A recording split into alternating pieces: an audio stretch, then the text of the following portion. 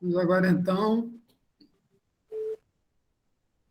mentalizar o nosso Pai Maior, Criador, no silêncio da mente, na vibração mais sublime do coração.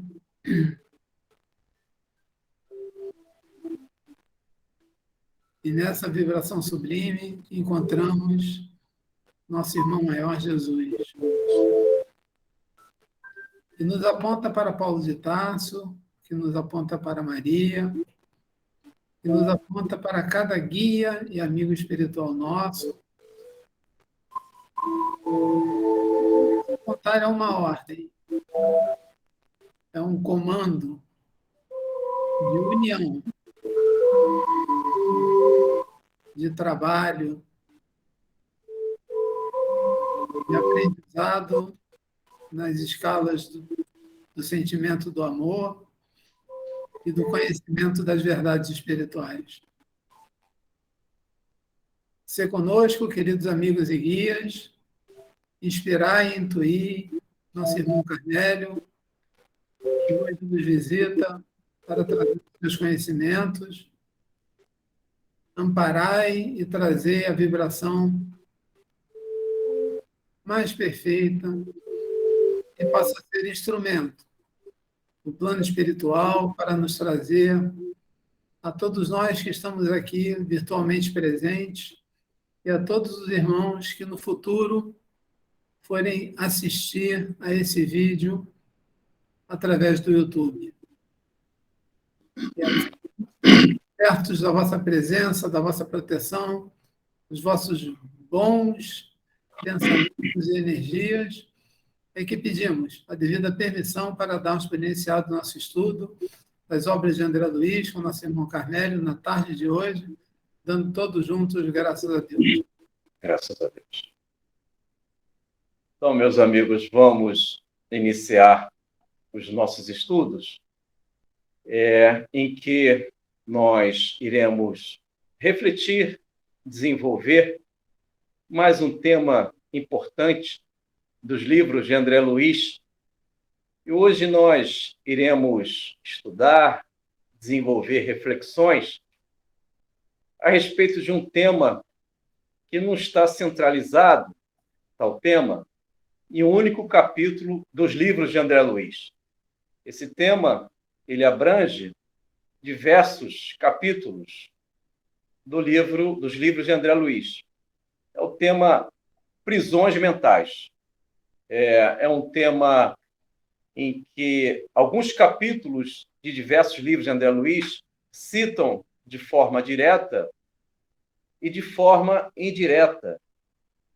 E prisões mentais que dizem respeito ao nosso emocional, essas prisões mentais, elas apontam prisões que nascem com definições equivocadas, conceitos equivocados, que nós vamos elaborando ao longo de muitas encarnações e muitas vidas, sem a preocupação de dar um contorno a tal definição com o Evangelho do Senhor Jesus.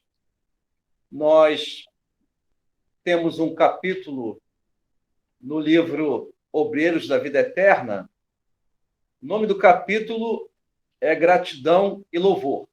Esse capítulo, uma mentora chamada Letícia, ela se apresenta em nosso lar, essencialmente num posto avançado. Na realidade, ela se apresenta, ela se materializa na Casa Transitória Fabiana de Cristo, que é um posto avançado na região astral, na região espiritual, e ela pretende conversar com seu filho Gotuso. Mas ela fala algo importante para que possamos entender este tema de hoje, que são prisões mentais, porque é difícil nós definirmos o que vive, o que está abstrato. há uma abstração nesse tema, prisões mentais. Como nós iremos enxergar com clareza tal tema, prisões mentais? Porque nós estamos refletindo algo que é imaterial, não é palpável. Mas a mentora Letícia, ela diz algo importante, dizendo o seguinte, meus amigos e minhas amigas, que as concepções inferiores podem se cristalizar em nosso mundo mental e impedir a luz da renovação. Isto é, a mentora Letícia, que é mencionada no livro Obreiros da Vida Eterna, psicografia de Chico Xavier, ditado por André Luiz, a mentora Letícia diz que as concepções inferiores, isto é, concepções são definições. Quando definimos valores, quando definimos conceitos, tais definições podem nos aprisionar ou podem nos libertar. Depende dos parâmetros, depende dos paradigmas que nós consagramos a tais conceitos. Então, quando nós banalizamos, exemplo, o conceito do amor, nós impregnamos o conceito do amor com valores da paixão e, às vezes, emoções com pouca racionalidade. Então, em vez de eu desenvolver, definir, propagar, refletir o conceito real do amor, eu estou, na realidade, desenvolvendo, disseminando a paixão em vez do conceito real, que é o amor. Então, a Letícia diz o seguinte, estas concepções inferiores, isto é, elas não são precisas. Os conceitos que nós fazemos ao longo da vida, ou através de muitas encarnações, não são conceitos harmônicos, precisos, porque nós ainda vivemos as velhas imaturidades do espírito. Ainda estamos infantilizados com os valores transitórios da matéria. Então, eu vou pedir para o Paulo, amigos, que ele possa ler, por gentileza, a questão 339 do Livro dos Espíritos, em que, em sua resposta, Allan Kardec pergunta sobre a reencarnação, sobre nascer neste ambiente aqui do mundo carnal. E a resposta diz que quando nós nascemos, entramos na escravidão, e quando nós desencarnamos, saímos desta escravidão. Então, claramente, a questão 339 do Livro dos Espíritos esclarece que nós estamos, de alguma forma, numa escravidão. Escravidão esta que ela nasce do conceito, da concepção. Tal escravidão tem a ver com as emoções inferiores. E agimos, nos equivocamos em várias encarnações porque as nossas ideias elas não se ajustam às leis superiores, às leis universais. Então, Paulo, leia, por gentileza, amigo Paulo, por favor. E dentro disso aí que você falou, Carmélio, Pois não? a prisão do espírito livre é o corpo, né? Oi? A prisão para o espírito livre é o corpo, né? É, sim, Ele perfeito. fica limitado, né? Fica limitado, perfeito. Bom, capítulo 7, da parte segunda, que fala do mundo espírita ao mundo dos espíritos. Fala da nosso relacionamento, né, com o mundo espiritual e, logicamente, fala desse momento, que é esse retorno, né, do espírito à vida no corpo, né? Sim. O momento da encarnação é seguido de perturbação semelhante ao que se verifica na desencarnação. A gente escuta falar que é muito comum, né? Que na desencarnação a gente passa por um período de perturbação, né? E Kardec aqui faz a pergunta e o contrário, né? E o inverso. E olha a resposta, para surpresa de muitos, né? Muito maior e, sobretudo, mais longa Na morte, o espírito sai da escravidão. No nascimento, ele entra nela. Perfeito, Paulo. Perfeito. E aí nós podemos perceber, entender aí o aspecto, amigos e amigas, que nós, quando encarnamos, dependendo da nossa vida, da nossa proposta reencarnatória, nós podemos viver esses cárceres, esta escravidão, esta prisão mental. Porque, na realidade, ainda pouco meditamos, pouco estudamos a vida. Nós agimos de forma muito automatizada. Nós não temos ainda aquele comportamento prudente de, primeiramente, analisar, pensar, refletir, para depois agir. Nós invertemos. Primeiro, nós agimos e geramos as chamadas atitudes irrefletidas, enganosas, equivocadas, e geramos padrões desses comportamentos como se fosse algo comum, natural. Isto é, agimos sem refletir. Nos fixamos com ações, atitudes enganosas e levamos muitas encarnações com esta falta de equilíbrio, distraídos com qualquer valor que nós ouvimos, sem a necessidade de discernir. Então, conforme vocês estão vendo um slide, acredito que todos estão vendo, não é isso, Paulo? Está observando aí, Paulo, e amigos? Todos, né? Temos um slide, um módulo, digamos assim, uma gravura, em que temos a emoção e a razão. Emoção essa que, quando ela é cultivada segundo os valores, segundo a Boa Nova, tanto a emoção como a razão são valores que vão nos libertar. A emoção sublimada, ela conduz ao sentimento superior. A razão em Cristo nos dá a completude.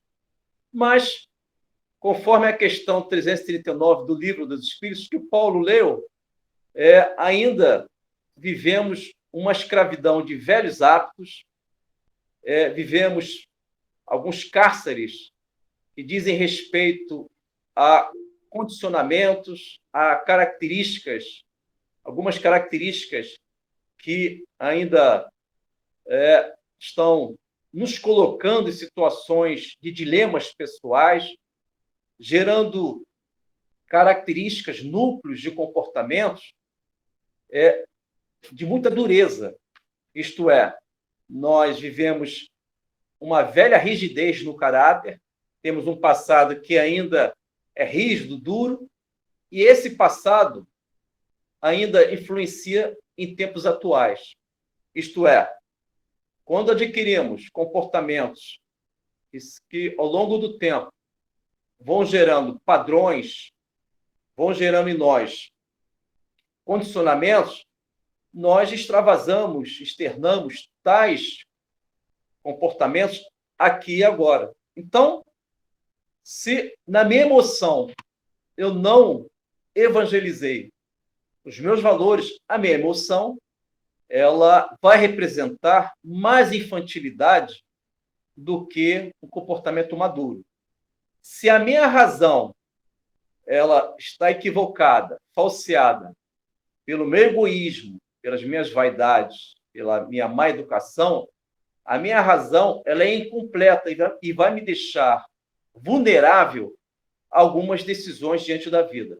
Por exemplo, neste slide, temos a Livro dos Espíritos, na parte lateral, e também temos o Código Penal da Vida Futura, que é o livro Céu e Inferno. Então, a questão LE, Livro dos Espíritos, é a questão 75, item A. Esta questão eu já apresentei aqui algumas vezes, todos nós já conhecemos. Allan Kardec pergunta por que a razão não é um guia infalível. Não é isso, irmãos? Todos nós deveríamos entender, assimilar, que a razão ela deveria ser um guia infalível. A pergunta é semelhante a isso. E a resposta é interessante e diz o seguinte: a razão seria um guia infalível se não fosse falseada pela má educação, pelo orgulho e pelo egoísmo. É próximo disso, e tem uma outra parte. Mas para o nosso estudo, é importante apresentar esta questão. Por quê? Que a nossa razão, eis aí a origem da prisão mental, a prisão que nós podemos, infelizmente, criar em nosso psiquismo, é quando a razão ela está sendo falseada pelo egoísmo, quando a nossa razão está sendo falseada pela nossa má educação, nós estamos confeccionando a nossa prisão. Mas como assim? Eu sou uma pessoa livre. Livre em termos físicos, mas em termos mentais, às vezes, as situações são outras.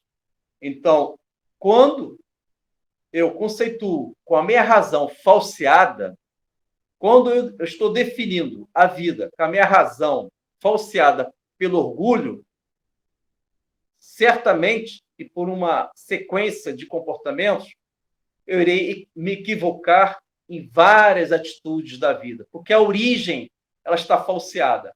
A minha razão não tem o equilíbrio.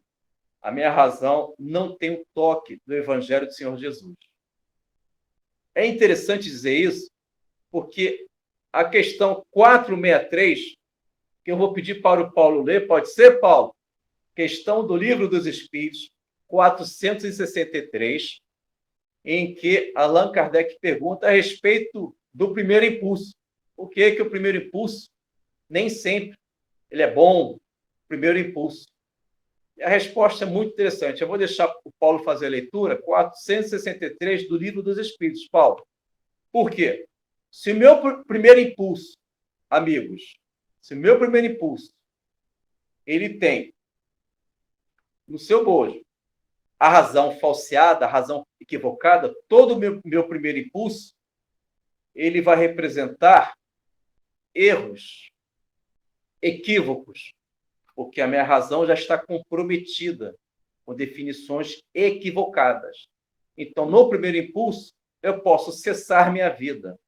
No primeiro impulso, pela minha natureza espiritual ainda infantilizada, eu posso abandonar o meu lar, eu posso abandonar os deveres, as responsabilidades, porque a minha razão, conforme a questão 75, item A, está falseada pelo orgulho, ou egoísmo, ou qualquer outro comportamento, conceito equivocado, qualquer impulso, espontaneidade da minha parte serão equivocados. Pode ler, Paulo, por favor? Já está na agulha.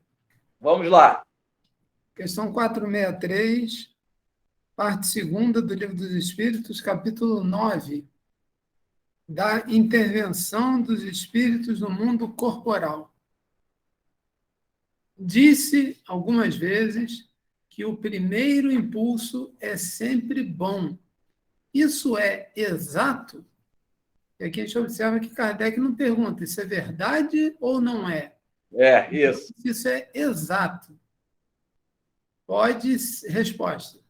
Pode ser bom ou mal, segundo a natureza do espírito encarnado. É sempre bom para aquele que ouve as boas inspirações. Perfeito. Então, amigos, claramente esta resposta da 463 do Livro dos Espíritos entende que depende da natureza do espírito, se o primeiro impulso é bom ou não. Então, se a minha emoção estiver desequilibrada, se a minha razão estiver falseada pelo egoísmo ou algum pensamento malicioso, os meus impulsos serão perigosos. Os meus impulsos podem comprometer a minha encarnação. Irei prejudicar os planejamentos reencarnatórios.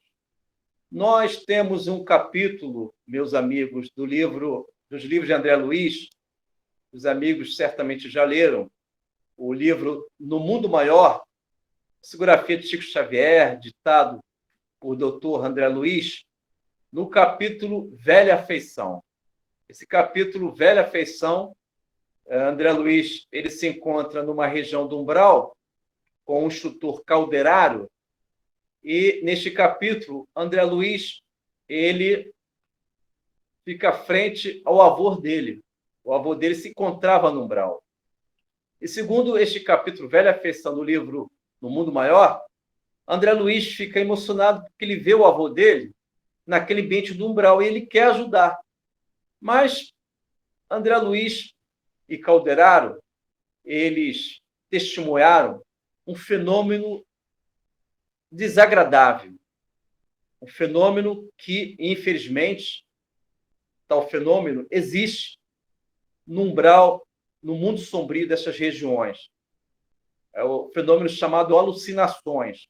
O avô de André Luiz, ele se encontrava com um grupo de espíritos, todos eles alienados, e eles, tais espíritos, são os espíritos que passaram aqui na Terra abusando das riquezas materiais, prejudicaram vidas.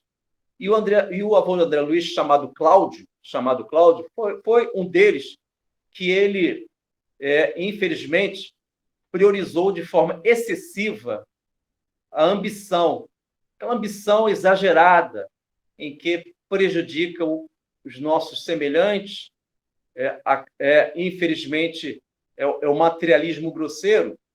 E diante daqueles acontecimentos, acreditem, o avô de André Luiz, ele pegava lama, isso na região do umbral.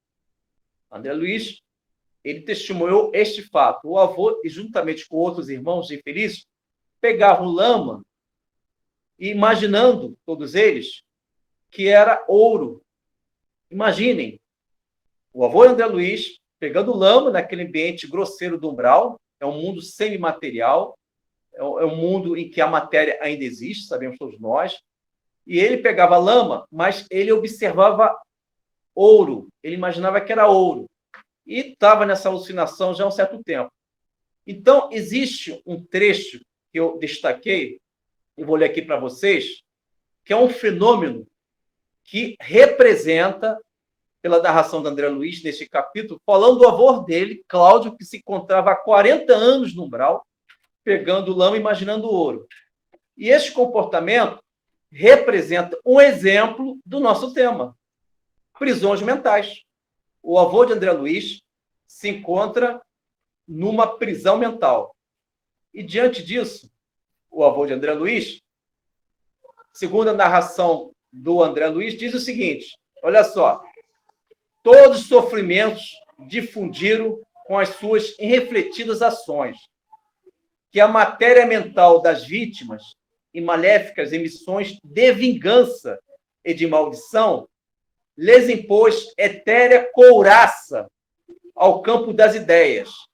Assim, atordoadas, fixam-se estas nos delitos do pretérito, transformando em autênticos fantasmas da avareza, atormentada pelas miragens de ouro neste deserto de padecimentos. Então, irmãos, vejam bem, olha só o conteúdo que o André Luiz está apresentando para todos nós.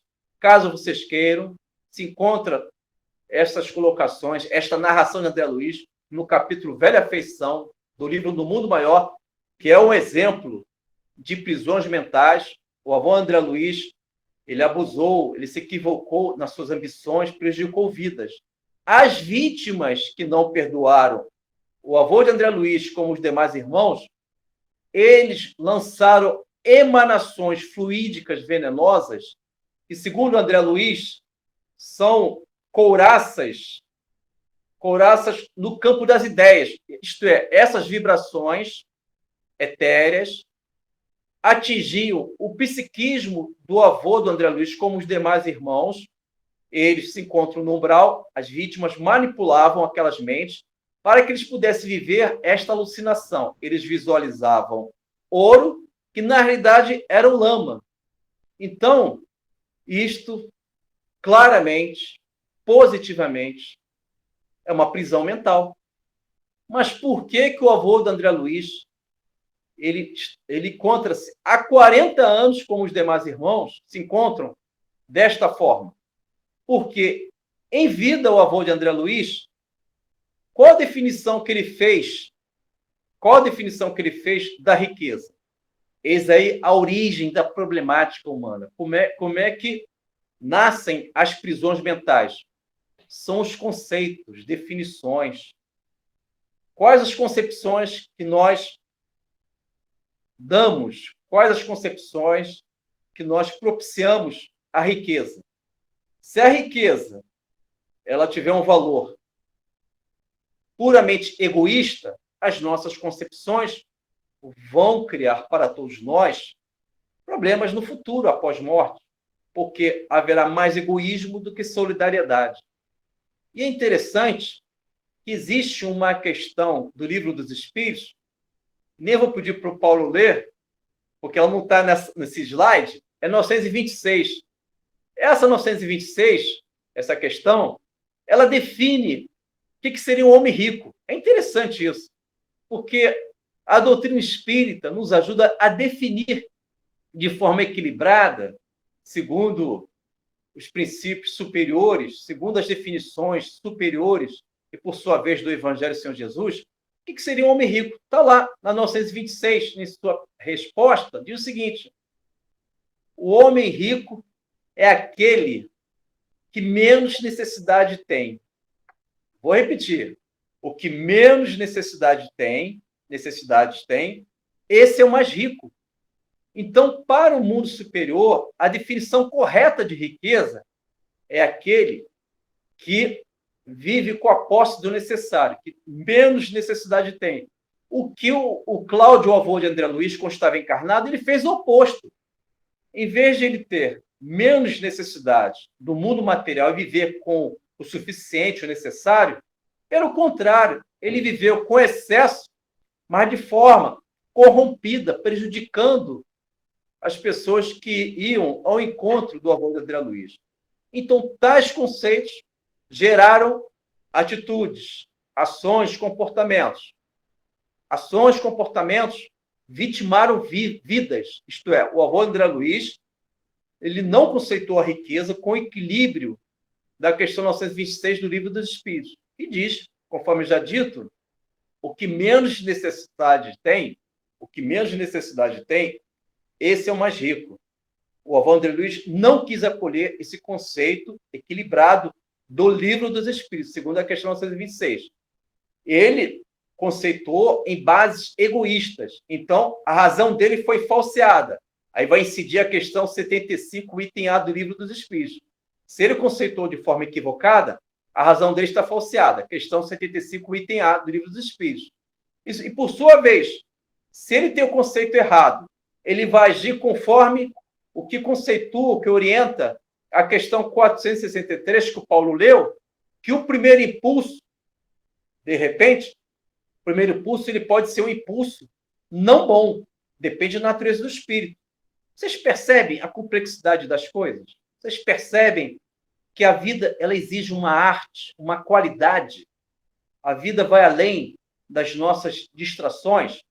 Porque o avô André Luiz é um exemplo muito claro. Está lá no umbral. Segundo esse texto, as vítimas, isto é, estão se vingando, são espíritos, infelizmente, ainda têm esse comportamento de vingança. As vítimas estão lá no umbral e criaram, através de emanações fluídicas, a chamada matéria mental. A nossa mente gera esta matéria mental. E as vítimas direcionaram no psiquismo do avô André Luiz, como os demais irmãos que se encontram no umbral, desse capítulo Velha Afeição, essas emanações que criaram uma couraça, segundo o conteúdo que está lá no capítulo. Essa couraça, ela fixou aquelas mentes nessas ideias de alucinações, essas imagens, de pegar lama imaginando ouro. É uma prisão. Claramente estamos aí diante de uma prisão. E temos... O Carnélio, quer que leia um pedaço da 926? Poxa, seria bacana, Paulo. Você é o nosso amigo, Paulo. Então, vamos lá. Parte 4ª, das esperanças e consolações. A civilização criando novas necessidades não é a própria fonte de novas aflições? Os males deste mundo estão na razão das necessidades artificiais que criais para vós mesmos. Aquele que sabe limitar os seus desejos e ver sem cobiça o que estofará das suas possibilidades, poupa-se a muitos aborrecimentos nessa vida. Aí que entra. O mais rico é aquele que tem menos necessidades. Muito agradecido, Paulo. Muito agradecido. Amigos e amigas, percebem que a questão é conceitual. Qual concepção que nós damos? A riqueza, ao amor, à liberdade, a origem das nossas prisões emocionais, as nossas prisões no campo da razão, as origens dizem respeito aos conceitos, definições. O avô André Luiz, conforme já dito, ele definiu a riqueza de forma egoísta. E ele se encontra, certamente já foi retirado, porque no capítulo diz que o André Luiz consegue retirar ele do umbral, mas ele ficou ali 40 anos nessa alucinação. Primeiro, ele tem uma origem, uma matriz. No perispírito dele, no psiquismo dele, ele tem esse conceito equivocado da riqueza. Esse conceito gerou, na última encarnação dele, comportamentos, atitudes. Se o conceito dele de riqueza é no egoísmo, se o conceito dele é aquela ambição excessiva, e ele fraudou as relações humanas através desses egoísmos, digamos assim, o avô de André Luiz, com as suas ações, ele começou a criar vítimas. Ele foi vitimando pessoas. E estas pessoas não perdoaram ele. E aguardavam ele no umbral. E ele, ao desencarnar, ele se encontrava ali naquela região das sombras. E as vítimas lançaram matéria mental, emanações fluídicas, é uma espécie de couraça, em que lançaram na mente do avô do André Luiz, com os demais irmãos, que ele estava em grupo, essa alucinação, que é uma espécie de miragem, olhando lama, imaginando ouro. Vocês percebem as consequências dos nossos atos? Então, amigos e amigas, devemos aprender a definir, a conceituar os valores da vida. Quer ver um outro exemplo de emoção? Vamos para o campo da emoção. Falamos muito da razão. Um exemplo que, se a emoção não se ajustar aos valores do Cristo, se a emoção não se ajustar à questão 614, que eu vou pedir para o Paulo ler, que aí nós iremos entender, por que a emoção tem que se ajustar à questão do Livro dos Espíritos, 645. Paulo vai ler. É 45 ou é 14? 645. Depois eu vou na 14. Não, desculpa, 614, Paulo. É isso mesmo, 614. Posso ler uma coisinha aqui antes? À vontade, você é o chefe. Jesus falou: em verdade vos digo que tudo o que ligardes na terra será ligado no céu, e tudo o que desligardes na terra será desligado no céu. Muito bom, Paulo. É isso aí. O Paulo está trazendo o poder de síntese da Boa Nova. Jesus já conhecia essas complexidades conceituais. Os nossos conceitos podem nos escravizar ou não. Então, se você se ligar às questões da Terra, essas ligações conceituais, mentais, vibracionais, podem nos libertar dependendo daquilo que nós conceituamos através do equilíbrio, ou podem, tais ligações, nos escravizar na Terra ou no céu. Pois não, Paulo? 614. Parte terceira do Livro dos Espíritos, leis morais, características da lei natural. O que se deve entender por lei natural? A natural é a lei de Deus. É a única necessária à felicidade do homem. que lhe indica o que ele deve fazer ou não fazer. E ele só se torna infeliz porque dela se afasta. Obrigado, Paulo. Então, você só se torna infeliz quando dela se afasta. Então, na leitura da questão 614, vamos fazer um elo com o capítulo, já que nós iremos falar de emoção, porque o nosso estudo de hoje são as chamadas prisões mentais. E estou aqui refletindo com os irmãos que as prisões mentais, elas nascem dos conceitos, das concepções, da ideia que nós fazemos dos valores da vida. Se os nossos conceitos, eles representam os valores do Evangelho do Senhor Jesus, do cristianismo primitivo, da doutrina espírita, ou qualquer segmento de luz, os nossos conceitos vão nos libertar. Mas se os nossos conceitos, eles têm natureza do ego, da infantilidade, da imaturidade e do mundo transitório, as nossas emoções, os nossos conceitos, a nossa razão estarão comprometidas, porque essa casa não foi construída, lembrando a passagem, a parábola do Senhor Jesus, vocês devem lembrar, a parábola do verdadeiro sábio. Jesus falou que a casa de um homem prudente, ela foi edificada, construída sobre a rocha. A rocha são os conceitos fortes do Evangelho do Senhor Jesus. Se a nossa casa mental ou emocional ela for construída, a nossa casa, ela for construída numa edificação forte, numa rocha chamada Evangelho do Senhor Jesus, porque esta rocha representa os princípios libertadores da vida, virão os ventos, virão as chuvas, as tempestades, e esta casa não vai cair. Agora, se os meus conceitos, emoções, representam as fragilidades de um terreno movediço, de uma base em que não consegue ter sustentação, virão as chuvas, virão as tempestades. E esta casa que foi edificada, construída sobre a areia, ela vai cair. Claramente, o Mestre Jesus, nesta parábola, está falando sobre os conceitos, as concepções.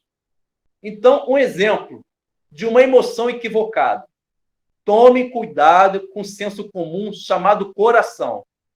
Existem pessoas que estão propagando que o coração é o melhor filtro, o coração é o melhor, digamos assim, ambiente, né, para que você possa ponderar como agir pela vida. Nem sempre é pelo coração que você pode fazer escolhas equivocadas. Compromete a sua encarnação. É pelo coração que as pessoas elas abandonam seus lares para viver aventuras amorosas fora do casamento. É pelo coração que, às vezes, as pessoas, todos nós, escolhemos as ilusões, as miragens da vida. Vamos ver exemplo? Na série André Luiz, onde nós podemos achar um exemplo para poder entender que a emoção foi equivocada. Capítulo Psicose Afetiva. Livro No Mundo Maior. Psicografia de Chico Xavier. Antonina. Antonina é a personagem que pretende, eu já até apresentei esse capítulo aqui, mas é um exemplo de uma emoção equivocada, porque ela conceituou o amor fazendo uma mistura entre paixão e amor. O amor, ele tranquiliza, ele tem autocontrole. A paixão mal direcionada, pelo contrário, pode nos conduzir aos abismos da vida. E Antonina jovem Antonina, conheceu um rapaz, ela se envolveu amorosamente, até aí está tudo tranquilo. Tudo tranquilo. Só que Antonina, como todos nós, fazemos uma certa confusão do amor para a paixão. E esta confusão é perigosa, porque com esta confusão você vai tomar decisões.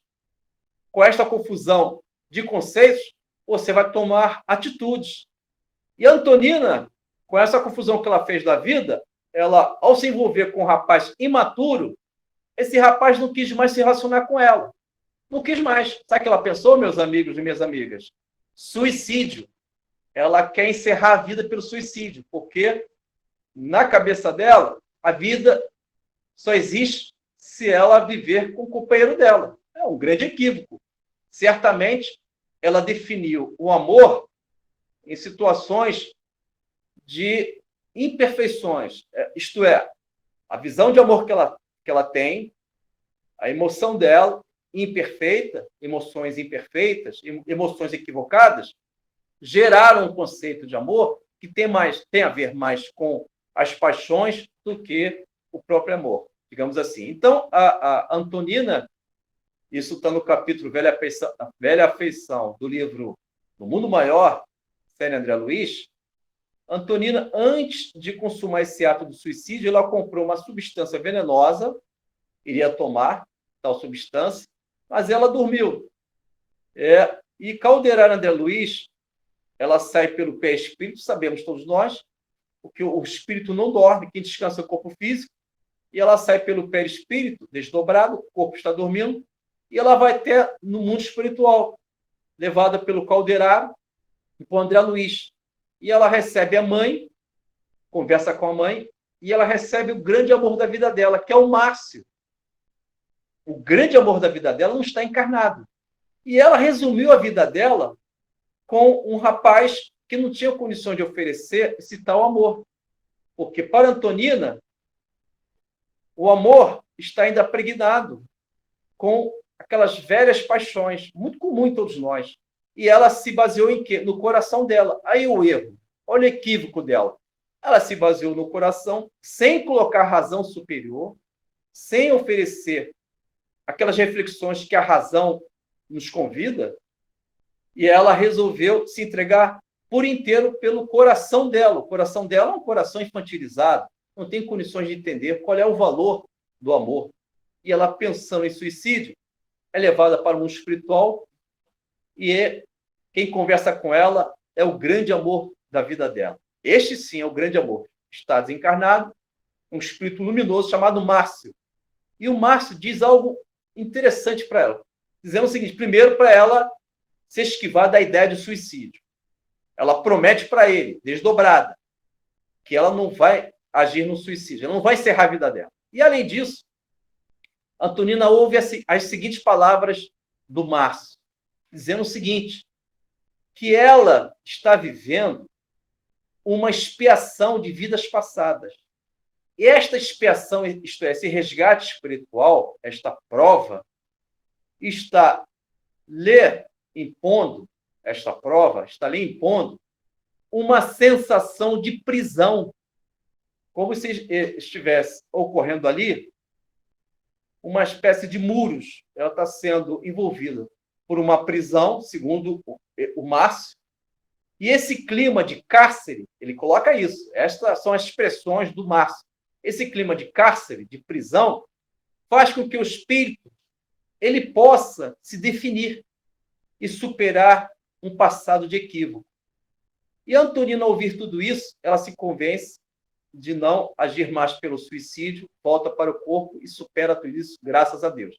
Então, meus amigos, por que eu estou colocando isso? Porque, na realidade, a Antonina é um exemplo que a emoção, sem o amparo conceitual, sem o alicerce dos princípios libertadores do Evangelho do Senhor Jesus, fica muito difícil entender que a emoção ela deve ser equilibrada, porque nós definimos a emoção pelo coração, e nem sempre o coração representa o filtro equilibrado, adequado.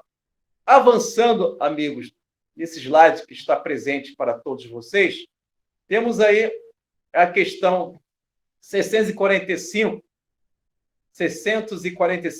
em que Allan Kardec pergunta sobre o mal, as paixões, criam uma atmosfera tão difícil que passa a ser um arrastamento irresistível, quase um arrastamento irresistível. A resposta é simples, mas profunda. Arrastamento, sim. O que é arrastamento, sim? Paixão é um arrastamento quando bate em nosso mundo mental? Sim, dependendo do espírito. Pode ser um arrastamento, mas não é irresistível. Podemos resistir. Compreenderam? Só podemos resistir a estas paixões se a nossa razão não for falseada. 75, item A. se a nossa emoção se ajustar a 614. Isto é, eu só serei infeliz se eu me afastar das leis de Deus, das leis naturais. Se a minha emoção e a minha razão se aproximarem das leis divinas, a minha emoção e razão serão bússolas que vão me equilibrar, me direcionar para o caminho do bem. A 655, em sua resposta, diz o seguinte, a 655, diz que toda a intenção constitui a regra. A resposta, uma parte da resposta, a intenção constitui a regra. O que significa isso? Se a nossa intenção ela está equilibrada em Cristo, se a nossa intenção há uma honestidade de fazer o que é possível, o que é melhor, a nossa intenção pode nos ajudar, porque nós entendemos que devemos depurar os conceitos, devemos depurar as concepções. Então, a minha intenção ela pode me ajudar, porque ela constitui a regra naquele momento. O mundo espiritual nos conhece pelas nossas intenções. Então, depende da intenção. Se você está se equivocando em algumas ações, se for intencional, que você não se importa de agir com responsabilidade, o mundo superior ele vai descobrir porque a intenção constitui a regra. Agora, as 780, eu vou pedir para o Paulo ler, 780, porque essa questão é uma questão chave para o nosso estudo de hoje. O nosso estudo de hoje temos como tema prisões mentais segundo os livros de André Luiz. E a questão 780, com muita clareza, diz em sua resposta que o progresso mental, o progresso do conhecimento, o progresso intelectual antecede o progresso moral. A resposta é próximo disso. Paulo, você pode ler, por gentileza?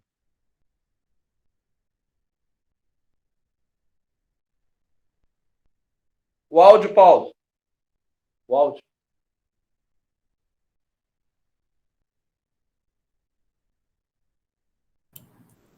Lei do Progresso, parte 3ª, Livro dos Espíritos. O progresso moral segue sempre o progresso intelectual? Resposta: é a sua consequência, mas não o segue sempre imediatamente. E aqui ele fala para ver os itens 192 e o 365. Você pode ler a ata 680, que também é importante, para que a gente possa entender a questão dos conceitos. Como o progresso intelectual pode conduzir ao progresso moral? Resposta: dando a compreensão do bem e do mal, pois então o homem pode escolher.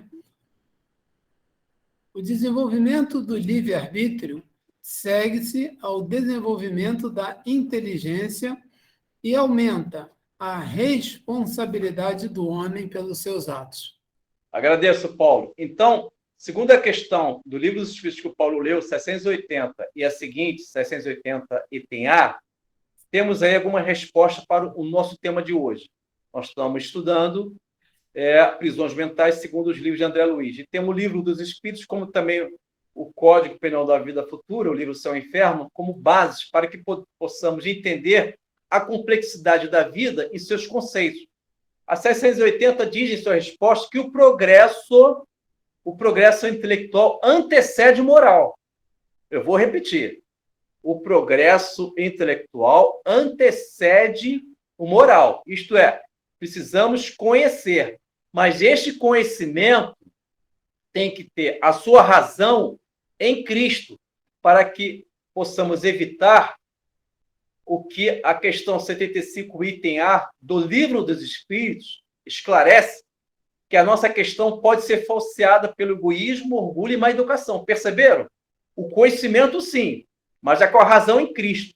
Se o nosso conhecimento ele não tem em sua base a razão em Cristo, esta razão está sendo falseada, segundo a resposta 75, item A do Livro dos Espíritos. Compreenderam, amigos? Então, Já 680, item A do Livro dos Espíritos, diz o seguinte, que o progresso intelectual ele permite que torne-se compreensível o bem e o mal. Isto é, o progresso intelectual vai engendrar, vai provocar o progresso moral nesta relação compreensiva, neste discernimento, nesta ponderação do bem e o mal diante da vida. Então, devemos, primeiramente, conhecer, autoconhecimento, mas conhecimento em que a razão está em Cristo. Porque se não estiver em Cristo, essa razão pode estar sendo falseada pelo egoísmo, pela vaidade, pela má educação. E uma vez que eu conheço, eu estou me ajustando, segundo a questão 614, eu estou me ajustando às leis divinas. Então, eu não serei infeliz pelo afastamento delas. E, por sua vez, eu irei conter, amortecer os arrastamentos da questão 645 do Livro dos Espíritos. A resposta a 645 do Livro dos Espíritos diz o seguinte, que as paixões, o mal, criam uma atmosfera tão difícil que passa a ser um arrastamento irresistível. Com conhecimento em Cristo, eu vou resistir a tais paixões, estes arrastamentos, estas inclinações. E vamos agora, amigos, na parte lateral da gravura, para o Código Penal da Vida Futura, que encontra-se, Código Penal da Vida Futura, que encontra-se no livro Céu e Inferno, em que estes artigos, bem como as questões do Livro dos Espíritos, estão nos ajudando a entender o que representa a prisão mental. A prisão mental são definições, concepções, conceitos equivocados que nós construímos em muitas encarnações. E nestas encarnações, nós agimos imaginando, cogitando que é uma atitude no amor e não é. É paixão. Nós imaginamos que estamos agindo na responsabilidade. Não, estamos abusando no livre-arbítrio. Nós cogitamos, imaginamos que estamos agindo na fé. Não, é fanatismo. Por quê? Porque nós estamos vivendo confusões conceituais. Os nossos conceitos vão se tornar equilibrados quando a nossa razão estiver em Cristo, para não incidir no erro da 75 item A do Livro dos Espíritos. Nós seremos felizes se entendermos a questão 614. E nós iremos entender que o conhecimento, ele desenvolve a moral, a força moral, 680 do Livro dos Espíritos. E agora, nós temos o Código Penal da Vida Futura, artigo 5º. Artigo 5º, está aí com o livro Céu e Inferno, Paulo? Não sei se você está com o livro Céu e Inferno. Se não tiver, não faz mal, que está aqui na minha memória. Oi? Já está na agulha aqui. Sabe tudo. Você é bom nisso, hein, Paulo? Você é bom nisso. Então, Paulo, faz uma gentileza, irmão. Você pode ler o artigo 33, princípio 1º do Código Penal da Vida Futura. É pequenininho. O artigo 33 de complemento é o princípio 1º. Por que o Paulo vai ler, amigos?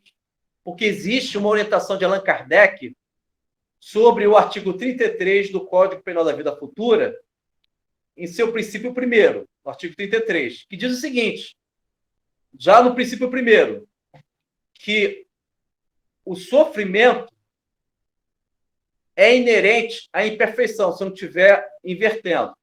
O sofrimento é inerente à imperfeição. O que significa isso? Onde existir a imperfeição, existirá o sofrimento. Então, se o meu conceito, se os meus valores são imperfeitos e eu não melhoro, não estou depurando, não estou me evangelizando, eu estou vivendo imperfeições e, por sua vez, vou gerar sofrimentos. Então, associem isso. Segundo o Código Penal da Vida Futura, do livro Céu e Inferno, primeira parte, capítulo 7º, artigo 33, princípio 1º, o sofrimento é inerente à imperfeição. Pode ler, Paulo? Vamos agora para o texto original. Artigo 33. Em que pese a diversidade de gêneros e graus de sofrimentos dos espíritos imperfeitos, O Código Penal da Vida Futura pode resumir-se nesses 3 princípios. Primeiro, o sofrimento é inerente à imperfeição. Segue? Segue. Agora vamos para o princípio terceiro. Pode pular o segundo, o terceiro, por favor. Podendo todo homem libertar-se das imperfeições por efeito da vontade, pode igualmente anular os males consecutivos e assegurar a futura felicidade, a cada um segundo as suas obras, no céu como na terra. Tal é a lei da justiça divina. Obrigado, Paulo. Então, amigos, esses 2 artigos, o princípio primeiro e o terceiro, orientam todos nós a inteligência do professor Allan Kardec com muito superior. Para o professor Allan Kardec, no Código Penal da Vida Futura, artigo 33, princípio primeiro, o sofrimento é inerente à imperfeição. O sofrimento é inseparável à imperfeição. Isto é, voltando no tema, prisões mentais. Origem das prisões mentais, emocionais e da razão. As origens são os conceitos, concepções. Se as minhas concepções existem, as minhas imperfeições, se os meus conceitos estão impregnados, imantados com tais imperfeições, por consequência, por uma lógica, todos os meus conceitos estão errados, estão equivocados. Dei 2 exemplos. Lembra, no estudo de hoje? Avô de André Luiz, Cláudio, 40 anos no umbral. Segundo o capítulo, Velha Feição do livro No Mundo Maior. Há 40 anos, naquela oportunidade, no umbral, ele pegando lama, imaginando ouro. Mas como é que ele chegou assim? Como é que isso resultou? Como é que ele gerou para ele esse sofrimento? Porque na última encarnação dele, ele conceitou a riqueza segundo o egoísmo dele, prejudicou vidas. Ele não depurou o conceito de riqueza nos parâmetros da questão 926, que o Paulo leu. Está lá, na resposta. O que menos de necessidade tem, esse é o mais rico. Perceberam? Que é o conceito que escraviza todos nós, que criam essas prisões mentais. Porque no conceito gera-se ações, atitudes. Eu saio do mundo subjetivo e entro no mundo objetivo. Eu saio da abstração e entro no mundo concreto. Então é o conceito, é a concepção. Outro exemplo que nós demos no estudo de hoje é a da Antonina. Na visão dela, a emoção, o amor, ainda vive aquelas impregnações das paixões. Ela inverteu. Na realidade, ela pensou que estivesse amando, ela estava apaixonada. Quando o companheiro dela resolveu deixá-la, ela pensou em suicídio, porque ela inverteu. O amor, ele gera autocontrole. A paixão, não. A paixão gera descontrole. E ela pensou em suicídio. Foi necessário o desdobramento e sendo orientado pelo seu grande amor que estava no mundo espiritual. E ela, desdobrada, recebeu a orientação, que ela estava vivendo uma expiação difícil e ela deveria superar. Então, amigos, com esses exemplos, com o estudo de hoje, já estou finalizando, deixando que os demais artigos vocês possam estudar, ler, e utilizam esse slide, essa gravura, para que vocês possam gerar esse autoconhecimento. Depurem os seus conceitos. Desenvolva reflexões profundas sobre aquilo que você está definindo a respeito da vida. E, com palavras derradeiras, palavras finais, o próprio Mestre Jesus nos orienta, dizendo o seguinte: quem quiser salvar a sua vida, a perderá.